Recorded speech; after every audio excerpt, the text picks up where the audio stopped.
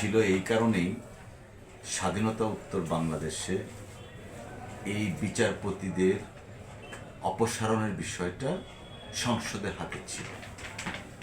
তার পরবর্তীতে স্বাধীনতার মহান ঘোষক শহীদ রাষ্ট্রপতি জিয়াউর রহমান স্যার তিনি একটা সুপ্রিম জুডিশিয়াল কাউন্সিল করলেন সংবিধানে আর্টিকেল 96।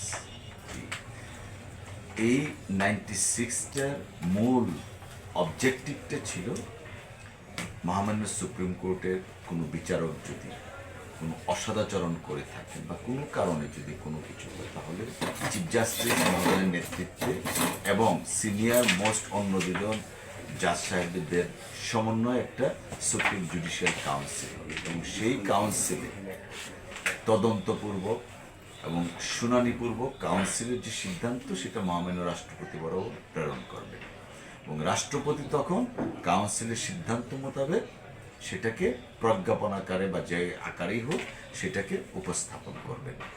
তো এই যে সাংবিধানিক আর্টিকেলস 96 এটা চলছিল দীর্ঘদিন যাবৎ, কিন্তু পলাতক শেখ হাসিনা তার ফ্যাসিস্ট রেজিমকে প্রলম্বিত করার জন্য এবং জুডিশিয়ারিকে অ্যাবসলিউট কন্ট্রোলে নেয়ার জন্য তিনি আর্টিকেল 96টাকে বাতিল করে দিলেন সংসদের মাধ্যমে। কারণ তিনি দেখলেন জুডিশিয়ারি যদি ইন্ডিপেন্ডেন্টলি ফাংশন করে, জাজ সাহেবরা যদি নিজের চেতনায় নিজের বিশ্বাস থেকে আইন অনুসারে বিচার করেন, তাহলে শেখ হাসিনা ওয়াজেদের প্রত্যেকটা কর্মকাণ্ড চ্যালেঞ্জের মুখোমুখি হবে।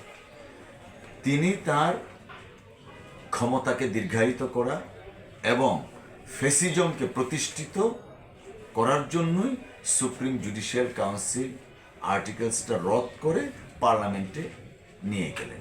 তারপর এটা চ্যালেঞ্জ হয় এবং চ্যালেঞ্জে মহামান্য অ্যাপিলেট ডিভিশন খর্ব এটা বাতিল করে দেয়, সুপ্রিম জুডিশিয়াল কাউন্সিলের পক্ষে কথা বলে।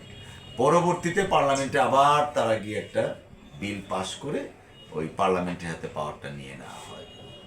We are happy as a আইনজীবী এবং citizen of this country as well as total বাংলাদেশের মানুষ খুশি যে সুপ্রিম জুডিশিয়াল কাউন্সিল সর্বজনভাবে গ্রহণযোগ্য একটা পদ্ধতি সেটা আবার পুনর্বহাল হয়েছে।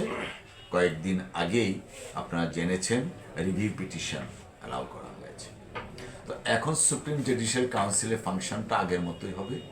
যদি কোনো মাননীয় বিচারপতির ক্ষেত্রে কোনো প্রশ্ন আসে বা তাদের ব্যাপারে কোনো তদন্তের কোনো কিছুই হোক, মাননীয় চিফ জাস্টিস মহোদয়ের নেতৃত্বে অপর দুইজন অ্যাপিলেট ডিভিশনের সিনিয়র মোস্ট জাজদের সমন্বয়ে তদন্ত কমিশন হবে বা যে কার্যকর পদক্ষেপটা নেওয়ার সেটা নেওয়া হবে।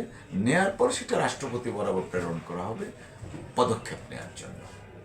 জনগণের প্রতিনিধিত্ব করছে তো আইনসভা, বিচার বিভাগ, এক্সিকিউটিভ, রাষ্ট্রের তিনটা অঙ্গ এবং তিনটা অঙ্গই স্বাধীন এবং এই তিনটা স্তম্ভের উপরে রাষ্ট্র দাঁড়িয়ে আছে।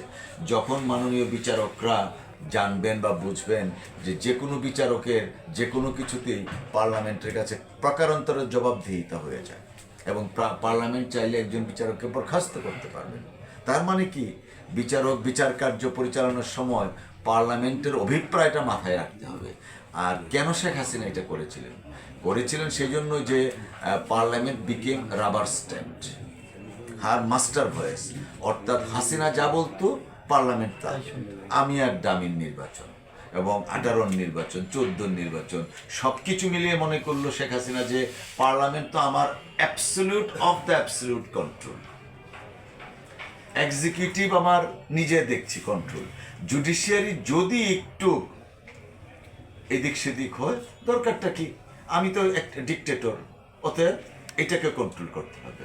যে কারণে অনির্বাচিত বিনা ভোটের লোকজনের হাতে পাওয়ার দিয়ে দিল শুধুমাত্র জুডিশিয়ারিকে পলিটিসাইজ করার জন্য এবং পলিটিক্যাল কন্ট্রোলটা নেওয়ার জন্য। খুব সহসায় আসবে। অফকোর্স বিচার বিভাগ ইন্ডিপেন্ডেন্ট হওয়া, মাজদার হোসেন মামলার রায়ের আলোকে পৃথক সচিবালয় থেকে টোটাল বিচার ব্যবস্থাকে ঢেলে সাজানোর জন্য আমরা আমাদের সাবমিশন রেখেছি এবং আমরা দৃঢ়ভাবে বিশ্বাস করি এই আমাদের যে অনুরোধ বা আমাদের যে সাবমিশন সেটা আমলে নিয়ে একটা আসল প্রকৃত অর্থের স্বাধীন বিচার বিভাগ করে তুলবে। এবং আমাদের দলের পক্ষ থেকে অনেক ধরনের সাজেশন দেওয়া হয়েছে এই বিচার বিভাগ প্রশ্নে।